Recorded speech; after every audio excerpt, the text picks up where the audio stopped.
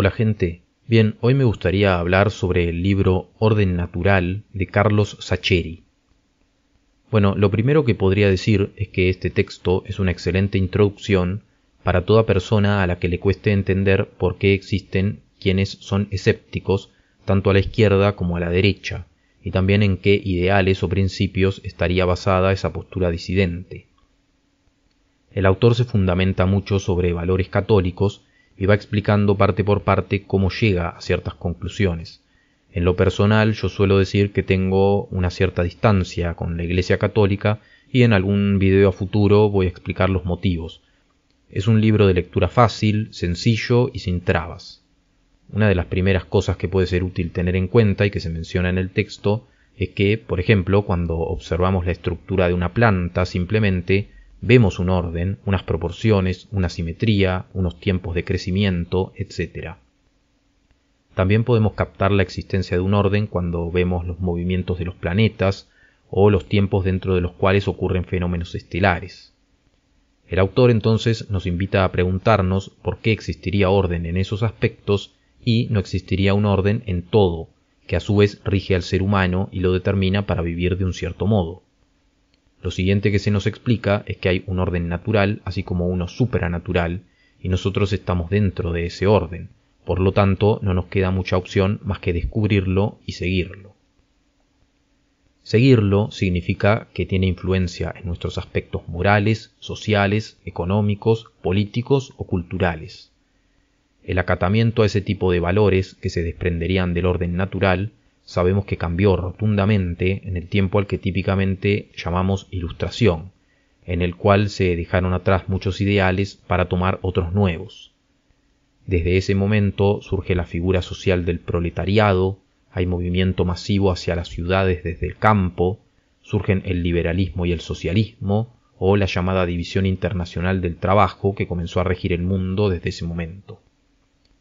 Frente a todo esto es cuando se vuelven importantes las encíclicas papales que ayudan a esclarecer el pensamiento frente a esos fenómenos emergentes, y también se va conformando la doctrina social de la Iglesia. El autor subraya cómo, ya desde tiempo antes, la Iglesia había contribuido a la creación de universidades u hospitales y que posteriormente también se generaron sindicatos, obras sociales o tipos de salarios, con lo cual rechaza la idea de que haya existido pasividad.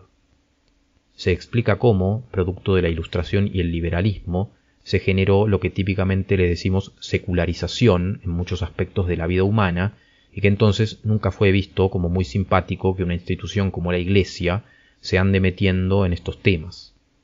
Menos simpatía hay con la idea de que existan verdades objetivas o un orden natural que nos rige, lo cual también genera rechazo desde sectores relativistas. La objetividad de los principios y la existencia de un orden natural exigiría de nosotros un comportamiento recto que muchos no están dispuestos a seguir. Sacheri también menciona cómo la existencia de un orden natural nos lleva a la conclusión de que hay una ley natural, un derecho natural, el cual podemos descifrar mediante nuestra razón. Estos derechos que podemos descifrar son relativos a nuestra propia existencia.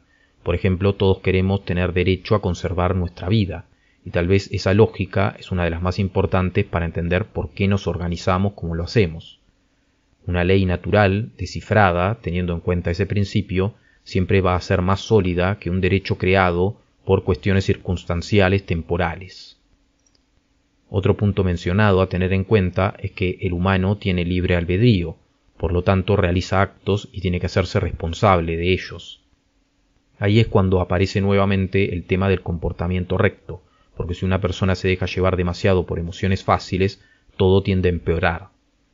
Es interesante también que el autor no solo habla de la virtud personal que cada uno tiene que buscar en sí mismo, sino también se menciona que el entorno tiene que estar hecho para el desarrollo del ser humano y no el ser humano para el desarrollo del entorno. En ese sentido, al analizar la política, no tiene una postura anti-Estado, sino una postura en la cual el Estado tiene que estar subordinado a los principios del orden natural y a las necesidades de las personas. Relacionado con este tema, entonces, es cuando el autor explica su rechazo al liberalismo y también al comunismo, junto con sus derivados. A su vez, también se explican los motivos por los cuales rechazar a corrientes de tercera posición, como la italiana o alemana del siglo pasado, por considerarlas neopaganas, demasiado estatizantes, o también porque en el caso de Alemania había puntos de vista biológicos muy cuestionables. No se dice nada del peronismo, pero tengo entendido que en lo personal este autor no tuvo muy buenas experiencias con esa corriente. Lo que en este caso se salva es el concepto de capitalismo en sí mismo, no así cuando hablamos de un capitalismo liberal, sino el propio concepto de capitalismo a secas, el hecho de tener un capital e invertirlo en un desarrollo productivo. Pero también eso tiene que ser visto como algo orientado a estar en correspondencia con ese orden natural, porque el autor ve a la búsqueda del lucro por el lucro mismo como otro factor que no contribuye a nada bueno en la sociedad. De hecho, a partir de ese planteo critica el pensamiento liberal, que desde Adam Smith da la idea de que persiguiendo el propio fin, por añadidura uno causaría el bien de los demás. Posteriormente se explica cómo, tanto para derecha e izquierda, son inexistentes los cuerpos intermedios que justamente sirven para hacer confluir a las personas. Unos ven todo en clave individualista económica y otros no ven los cuerpos intermedios porque a todo lo ven socializado y desde el Estado. Para Sacheri, la mejora de las condiciones se tiene que dar desde la renovación o la reforma, pero no desde la revolución. Él ve que el cambio revolucionario es como dar una vuelta completa y terminar en el mismo lugar, aspirando como mucho a un cambio de amos. Cuando habla de un posible modelo ideal, es fácil encontrar una similitud con los planteos del distributismo de Chesterton. Rápidamente hablando, se apoyaría en que la mayor cantidad de personas, todos, si es posible, especialmente las familias, tengan propiedad privada, arraigada a su suelo para poder valerse por sí mismos. Y esto también sirve para mencionar que el autor concibe a la familia como el núcleo central de la sociedad, el cuerpo intermedio principal. También se subraya cómo, desde este tipo de concepción, el trabajo es importante, pero tampoco se debe llegar a la transformación del humano en el famoso Homo faber, que vive solo para trabajar. Tiene que ser algo que nos permite valernos, avanzar, pero que también nos dé tiempo para formar familias, educar a nuestros hijos o crecer interiormente, por ejemplo, tener una religión o una filosofía, etc. Los salarios deberían tener en cuenta a las familias de los empleados y los obreros deberían tener una participación equitativa en las decisiones. Además, también agregaría yo que para un empleado es importante estar involucrado con lo que se hace y no solo cumplirlo como una obligación y nada más. De ahí que personalmente no tiendo a ver a todo trabajo dado por el Estado como algo malo, siempre y cuando sea algo pensado para generar mejoras y con lo cual los trabajadores se involucren, entonces en ese caso podría ser algo bueno. El autor explica que para que hubiera una cierta paz social entre sectores laborales sería necesaria la buena relación entre el sector obrero y el patronal, entre el sector agropecuario, el industrial y el financiero, y entre las economías subdesarrolladas del mundo con las desarrolladas. Es necesario entonces generar una armonía entre partes que típicamente se entiende que tienen intereses distintos, y ahí aparece otro aspecto en el cual sería esencial el rol del Estado. Según Sacheri, el Estado tendría funciones como enunciar y precisar derechos, asegurar el ejercicio de esos derechos y resolver conflictos que puedan surgir alrededor de los derechos. El Estado es articulador, armonizador, coordinador, árbitro, motivador y junta partes para lograr estas metas. Mientras tanto, a los habitantes se les tiene que pedir que mantengan su espíritu participativo y estén atentos. Desde esta visión, además, la Iglesia y el Estado serían compatibles.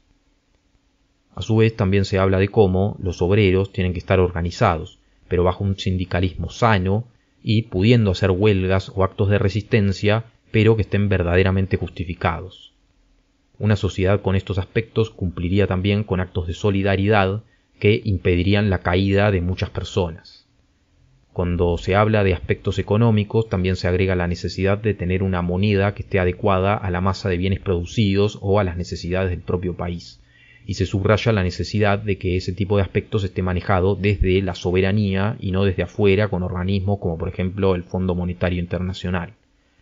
También se explica cómo la formación de los hijos en la familia es algo que dispone a que haya virtud, la correcta formación de los hijos, pero no necesariamente la causa, lo cual desde ese punto de vista católico sucedería solo cuando se tiene fe, y entonces en ese caso aparece la motivación para ser virtuoso.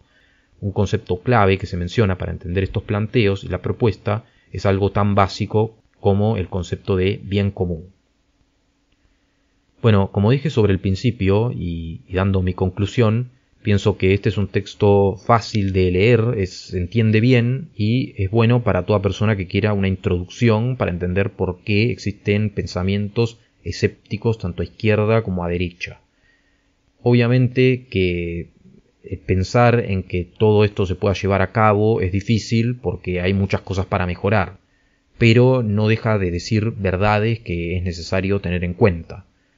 A mí, como digo, me hizo acordar bastante a lo que planteaba Chesterton con el distributismo, y la verdad que me parecen ideas interesantes que sería bueno que muchas personas las tengan en cuenta para empezar, aunque sea, a pensarlas, ¿no? A darles forma.